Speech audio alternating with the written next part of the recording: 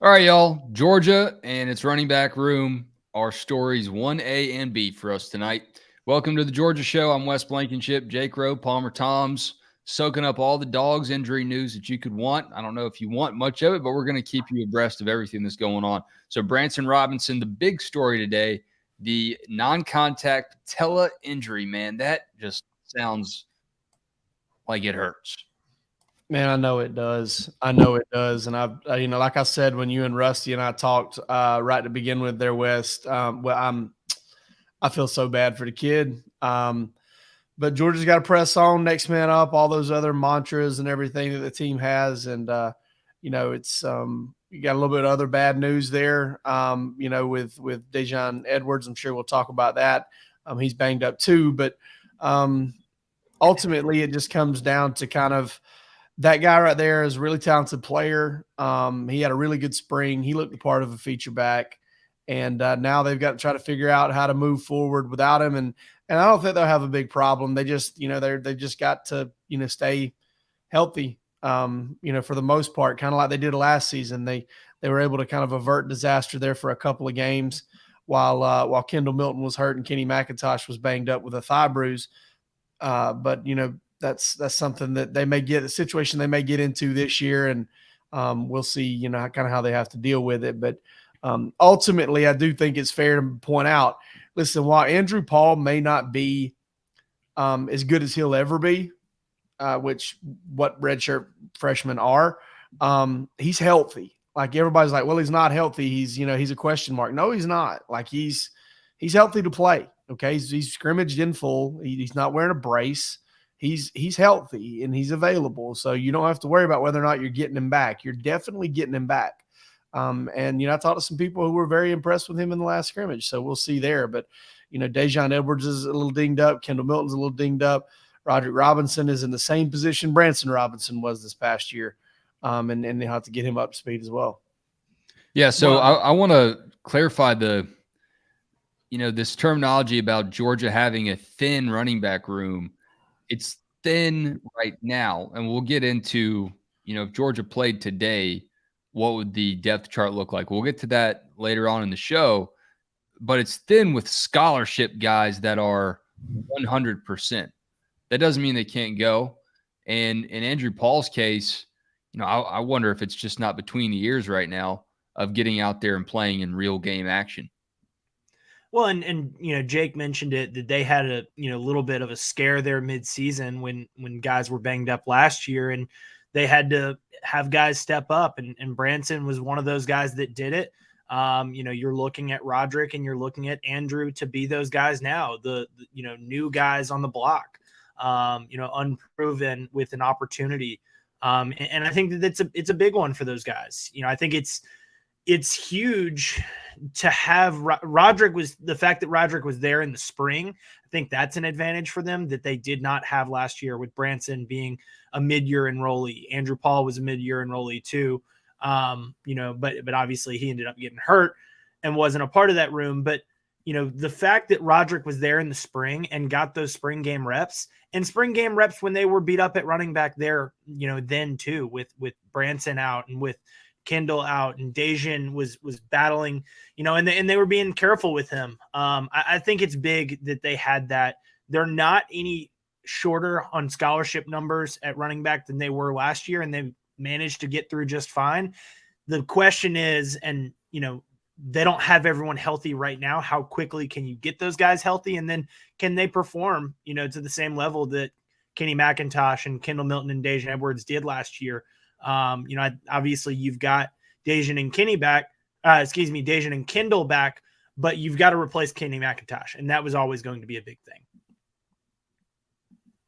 For sure. All right. So running back room is not exactly hanging on by a thread, but it's also making you a little bit more uncomfortable than you probably want to be. What else did y'all take out of practice observations today when you were able to be out there on the field for about 46 seconds? Well, we didn't see Ladd McConkey. I've heard nothing to suggest that anybody should be concerned over that just yet. I don't want to come out and say, hey, he's not injured. I've heard some indications that he's not injured, so we'll see. But He wasn't out there. Saw Gabe Harris working at a different position. Rusty mentioned him here recently as a guy that he's heard some good things about. A lot of guys off to the side right now. Kendall Milton, Dejan Edwards, we know about those guys. Smile Munden's another. Jonel Aguero's another. The good news, and Palmer wrote about this, and I believe in his injury report, Kristen Miller and Tyron Ingham Dawkins were both back with the defensive linemen today doing drill work. And that's really good news. That kind of takes that position back to full speed with all of their weapons and all of their guys. And that's a very, very good thing for Georgia. Ultimately, there was a competitive portion of practice there. Malachi Starks knocked the snot out of some walk-on, lit him up. That was pretty entertaining. Brock Bowers, here's the thing about Brock Bowers and everybody knows I kind of got to get my little Brock Bowers fix here. This is the first time I've ever seen Brock Bowers in my time at Georgia where I was like, oh, that's a physically impressive looking kid. Like he's always kind of looked like a kind of a bigger guy, and obviously he's freakishly talented. You see him play, you're impressed, but to see him this year on the hoof, it looks like he's put on about 10 pounds of muscle and he's ripped. And he's in really good shape, man. And I was watching him today. He lined up in the slot, and I was just like, that cat right there looks like an NFL football player right now. And next year he will be. I mean, he has put on 10 pounds if you just go by those roster numbers. And like you said, it might have been straight muscle with him. Other good news on the injury front, and I did mention this, and Jake, you wrote about them because you were impressed just looking at them. It was big that they had Ernest Green and Xavier Truss there, right? Because both those guys went down during the scrimmage, were able to come back. Xavier finished the scrimmage, Ernest did not, and so with those guys, that obviously you've got some depth on that offensive line, and Ernest is in a competition, seems to have the upper hand there. But guys that are projected starters, you don't want to be missing them, especially if you're going to be down on running backs. The best way to help out those young running backs and inexperienced guys that could be in there, have a really strong offensive line that opens up some holes. And so having those two guys there, and you mentioned Smile being down there with the guys that were off to the side. Jake, you might have been stepped away on the other end of the field by this point, but he moved back and was going through drills with the linebackers. He was in a black uniform, non-contact jersey, but he was going through drills with the linebackers. And so to me, him moving into that black non-contact is a big deal because, I don't recall seeing him in a black jersey. Kendall Milton absolutely wasn't in a black jersey last time we saw him. And so, that seems to be, they were in their, red and white jerseys that we see here, the offense, defense jerseys, but they weren't doing anything. And we've seen this with Kamari Lassiter moving into a black as well. They've transitioned from not doing anything in their normal practice jerseys to doing a little bit more with their position groups, just in a non-contact role. The Malachi Stark stuff is great. I mean, there are so many guys that we talk about frequently on the show, and there are other guys that I don't feel like we're giving enough attention to, and we will when the season starts. But Malachi Starks is one of those dudes, and I know that it was probably electric to see him light up that walk-on. Probably not for the walk-on, but certainly for y'all. Going back to Brock Bowers, are there already NFL scouts out there from time to time? Have y'all been able to notice? Because I got to imagine a lot of teams wish they could just say, hey, can you hop back in the rental car with me and come suit up for our team this year? Sign him like an international prospect. Yeah. They're out there every day. I saw 5 waiting to get into the facility a couple weeks ago. And then today I saw 2 watching the offensive line while we were out there. I don't know. I got to ask, is this really Nitro Tuggle in our comments over here? I looked up the YouTube account and it says it's the real Nitro Tuggle. So I can't confirm that just based on the account. But if it is, welcome in. That'd be cool, man. Hey, Nitro, cool. if you wanna hit one of us, DM one of us on Twitter real quick, I'll give you the link. You can pop on with us for a couple minutes. We'll talk to you. We'd love to have you. Yeah, I'll make sure we follow him on DawgsHQ. Nitro, if you're on Twitter, we'll follow you.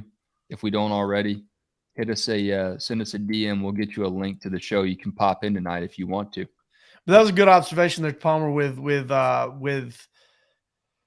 Smile Monday jumping back into drill work. Another thing I do want to point out about Daijun Edwards and Kendall Milton about practice today. Kendall Milton was flying as he was running those sprints with everybody else. He was outpacing everybody else by 30 yards. I mean, just blowing them away. So you could tell he's kind of chomping at the bit to get back. And guys, listen, I know Kendall has been hurt. Okay. Like I know that like it's been kind of one soft tissue injury after another. It's been a couple knee injuries, and there's this tendency to say he's soft. Y'all, Kendall Milton is not soft. Okay. Like he's got some bad luck. Maybe he's got some connective tissue stuff going on. I don't know. But Kendall Milton is a very tough, very dedicated, very hardworking individual. And he's a guy that's tried to take a lot of precautions to keep these things from happening. They keep happening to him, and it sucks. But another thing I want to point out too, Kendall played in 13 of 15 games last year. And if Georgia can get 13 of 15 out of him this year, I think Georgia's going to feel real good about that. I'm excited to see him, man. I mean, the narrative around him, I understand it, but it's also just not true that he's not ready to go, that he can't stay on the field. You know, like it's some indictment of him. You know, to hear that he's non-contact right now, that's a good thing in a weird way, that he's actually out there and not on the sideline. Yeah. Sorry, I got to send something to Palmer really quick. Oh, no and I'm trying to track down this Nitro Tuggle DM. Doesn't look like it's coming through. We're multitasking tonight on the Georgia show. Producing and hosting, not the best. All right. But anytime, guys, I want to say this to fans too. Also, anytime those guys are out there running, it's a good sign. If they're not shutting them down, they're not in there getting treatment. That's a good sign. Like Jackson Meeks, right? I saw Jackson Meeks while I was up in the baseball press box today, walk across the parking lot in a walking boot. Okay. So Jackson Meeks is out for a little while. And he wasn't out there running while we were out there. Not a great sign. But, if these dudes are out there running their conditioning, they're out there on their injuries, that's a good sign. And Georgia's got several of guys doing that. They're kind of beat up by injuries right now, but they've got time to get them back. Yeah. Well, and you mentioned it, that those guys were running. I may have missed you saying it, but Daijun was out there. He was running. It wasn't like he was completely sidelined, and he wasn't even a non-contact jersey. He was just, running, had a brace on that right knee. And as somebody pointed out on our board, being pro football doctor over here, that's an injury that probably has more to do with the lateral movement than it does, getting up and down the field, north and south. And he's a north and south runner. I mean, that's something that obviously you're going to want to see him be able to move, laterally, but he's a downhill guy. And so, I think he'll be able to bounce back from that. Georgia certainly needs him. They need Kendall Milton. They need those guys to stay healthy. But first they need them to get healthy. All right. So obviously Georgia is going to miss Branson Robinson's unique ability to just pummel people and punish them because he is a human hammer.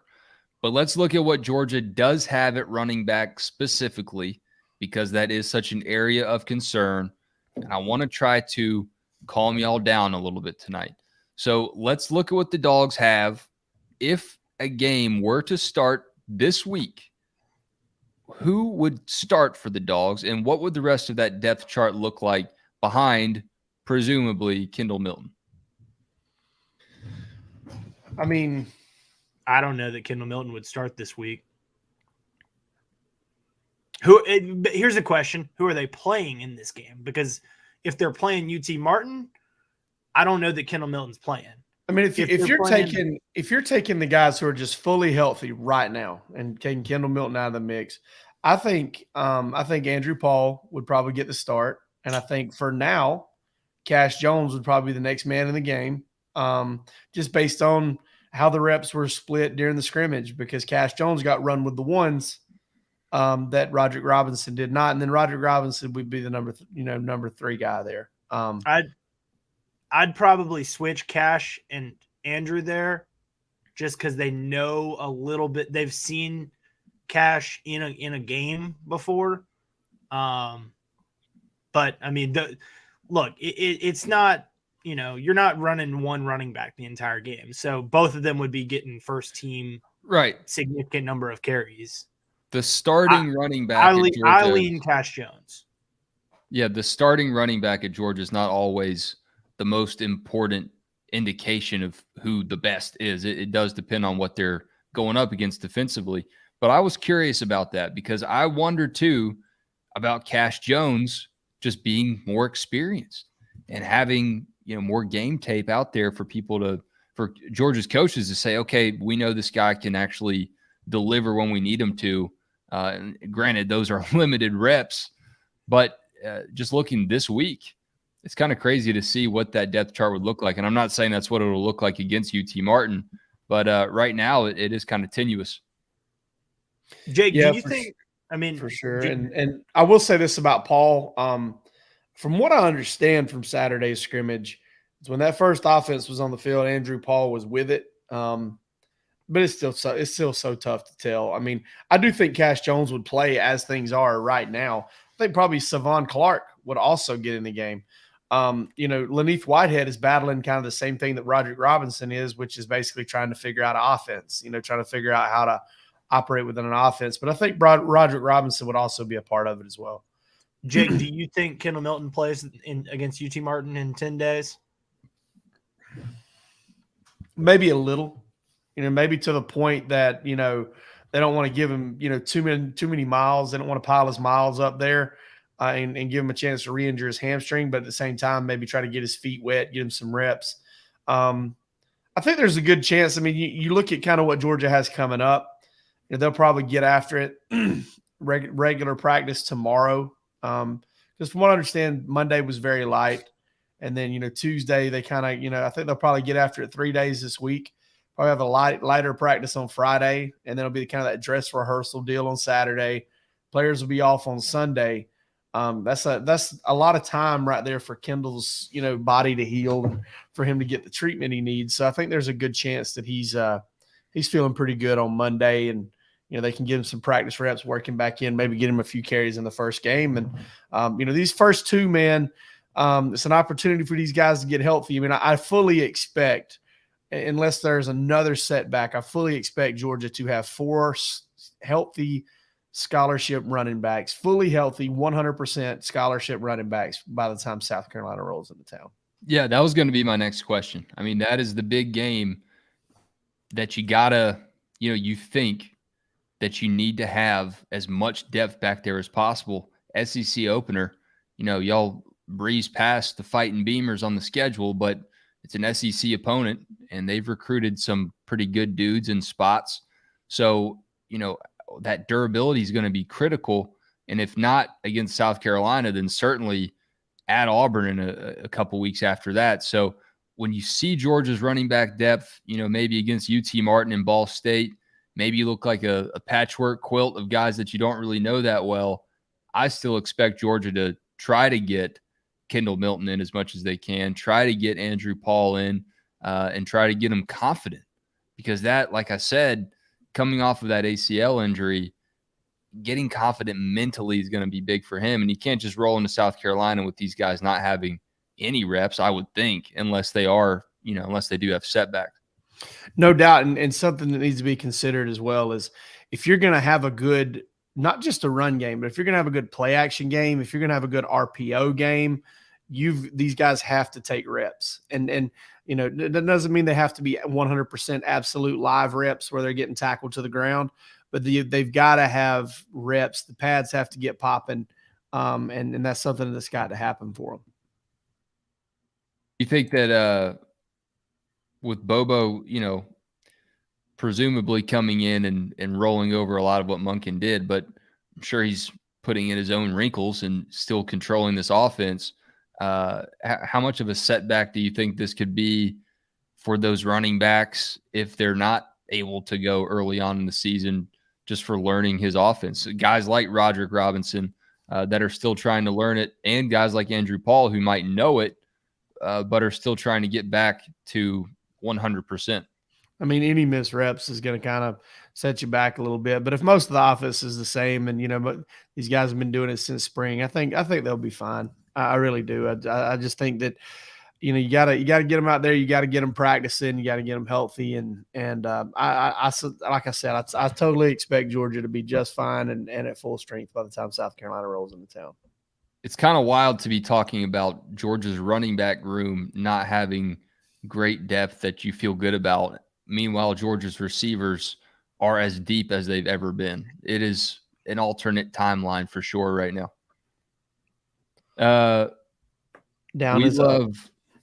We love Bird Dogs around here. Palmer's got his Bird Dogs hat on. What is that shirt, Palmer? Is that a Cleveland Browns shirt? Quail Hollow. Went to the Wells Fargo tournament up there a lot, or this past. Okay, May. it looked like a football helmet when you were zoomed out there. I can see that. We love Bird Dogs though. Quail Hollow's great too, but Bird Dogs right now, if you are a Bird Dogs lover like us, head on over to their site. Check out with birddogs.com/dogs or use the promo code DAWGS. Palmer, did we get a notification today that they're no longer doing the hats? They are no longer doing the hats. But what are they doing now? It's a water bottle. What is it? It's a hydro flask like water bottle. Trying to see if I can pull up a picture here. What is a hydro flask? Hold on. Here's a picture. I will. If I can. All right. Well, whatever a hydro flask. A hydro flask is like a metal water bottle, isn't it? Is it like discreet? Yeah. Like if you want to have a little drink, nah, I don't think so. Not like that. I don't know. I mean, you could probably hide something in there. All right. Well. Yeah, but it's just not. That's what I'm saying. It's not discreet, though. Okay, it's not like a flat like you got. It's not like presentation it's in 5 not minutes. flat. You're a little nervous and you want to take the edge off. Yeah, it's not that kind of flask. No, it's not that kind of flask. Okay. Wes, I got a picture if you want me to pull it up. Yeah, let's do that. Let's see what it is, because I'm pretty interested myself right now. Oh. What do we got? Okay, that's a hydro flask right there. It's a pretty sweet water bottle. I've got some friends that have hydro flasks, and this is a hydro flask style bottle. So not only do you get the sweet sensation of Bird Dogs, but you get a pretty good water bottle too. I'll tell you, the inner lining of Bird Dogs, you could probably stow this away inside of your Bird Dogs, depending on what size shorts you order. But whatever you want to do, at birddogs.com, check out with the promo code DAWGS, DAWGS, and you will get one of those hydro flasks to use as you see fit. We're big fans of Bird Dogs. You can wear them anywhere, doing anything, playing outside with your kids, playing golf, working around the yard, or just lounging around at home watching games this season on the couch. Bird Dogs are as comfortable as you're going to get in a pair of shorts, pants, whatever kind of britches you want. They got shirts too. I got one. Head on over to Bird Dogs. Use that promo code DAWGS. All right, guys, we're going to chop some wood tonight. And someone actually mentioned the topic that I wanted to chop wood about up here in the comments section. Anybody see Kirby's interview with ESPN and Reese Davis? Carson sounds like he's more than ready. Appreciate it, Tomahawk Dog. I'm going to put a link to that in this show's description. And I know somebody's probably written off of it at On3 as well. And Kirby's interview with Reese Davis and Pete Thamel is the kind of access and the side of Kirby that we typically don't get in his media availabilities. And he just says a lot, man. And Reese is the best at his job. Obviously, he's the host of College Game Day. And I just thought it was really cool to hear everything that Kirby had to say about this team, his leadership style, Carson Beck. He talks about how he internalized the Devin Willock tragedy, all of it. They didn't hold back, and Kirby didn't either. He was very transparent and very patient. It's a great interview. So y'all go check that out. It is a must-watch if you're a Georgia Bulldog fan. I know y'all are going to love it. Jake? What's that? What are you chopping wood about? You chop wood. Okay, What do I I'll gotta chop chop wood? wood. Hey, I'll- we'll get into it like these two reporters did today at the Yeah, y'all chop wood about that. press conference. Hey, it's Little been a long athletic fall V camp. Dog Nation action over in the press conference today. If you can slide on over and listen to some various. Palmer's trying to give the mic away this time, though. Yeah. Woo. Yeah, Goodness no. gracious. I'll chop wood about Dogs on Tour at the Tour Championship. I was going to mention it when we were talking about Bird Dogs because I'll be wearing my Bird Dogs shirt up there. But I'm headed up to the Tour Championship on Friday. Looking forward to.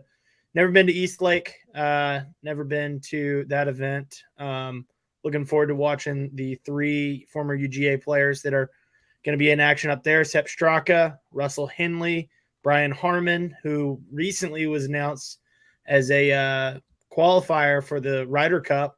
So Georgia getting some love there. Interested to see because they've had a lot of success on the tour. Chris Kirk just barely missed out. Top 30 players on the tour make it. So, golf season coming to a close. I know that's something that all of us do enjoy to watch, and football season coming to an open this weekend with week 0. So looking forward to watching some week 0, watching some golf, and getting ready to watch some Georgia football here next week. Well, week 0, Palmer's going to enjoy about 4 $18 Michelob Ultras at East Lake. I'm gonna need something to cool me down because it's supposed to be 99. Yeah, and there's not much in the way of shade out there either. All right, Jake, take us home, man. All right, I'm gonna chop wood on this Georgia roster because there's been a lot of talk today about kind of Georgia, and there's been a lot of talk. You get bad news sometimes, right? And I think it just kind of puts people in a rough spot.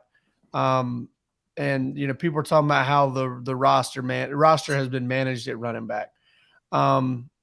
Guys, there's this whole idea that Georgia should have went and got a guy in the portal in January. You're talking about a master roster manager. Now, I'm not saying that Kirby hasn't made a mistake. I mean, listen, would Georgia in hindsight love to have a running back in the place of Smoke Bowie right now? Absolutely. Absolutely. But, this is not kind of grabbing a guy off the shelf out of the portal in January. At that point, Georgia had 4 healthy tailbacks and another that was on the mend, and they fully expected to be healthy in a few months. At that point, they had 4 guys that they had, you got a freshman. One of those is a freshman, obviously, but you got, 4 guys that you've poured into and you've helped develop in the offense. You go and get another guy out of the portal. Number one, you're probably not going to get the kind of guy you really want because who's in the portal thinking, hey, I want to go be the number 2 or I want to be the number 3 here at this school. I don't care how good you are. A lot of players aren't doing that. On top of that, you look and you think, okay, well, if you go and add somebody, you go add a stud or you go add just anybody. What are the guys on your roster going to do? Does Andrew Paul move on? Does Kendall Milton decide that he wants to be closer to home at that point? So there's a lot of hindsight being 2020. There's a lot of questioning. And listen, it's healthy to question. I'm not saying it's not. I'm just offering this as a rebuttal. Okay. I'm not saying shut your mouth or I'm going to come to your house and burn it down. I'm not saying that. I'm just saying Georgia's really good at this. They got a lot of information we don't have. Be critical, all that stuff, but also listen to the facts. And the facts are that Georgia's running back situation wasn't all that glorious this time last year. If you think it's bad now, you definitely wouldn't have liked it then either, because the same number of healthy guys on scholarships, similar amount of experience.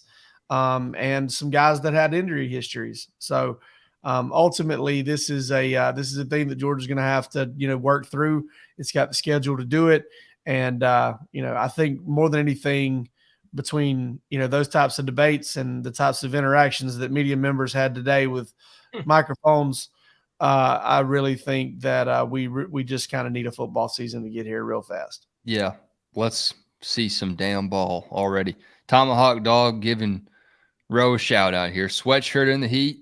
You're cold-blooded or pulling a Schumann, or just South Georgia tough. How about Glenn Schumann wishes he was as tough as me. Yeah, he sure does. Y'all hit like and subscribe if you don't already. Lock it into DawgsHQ.com.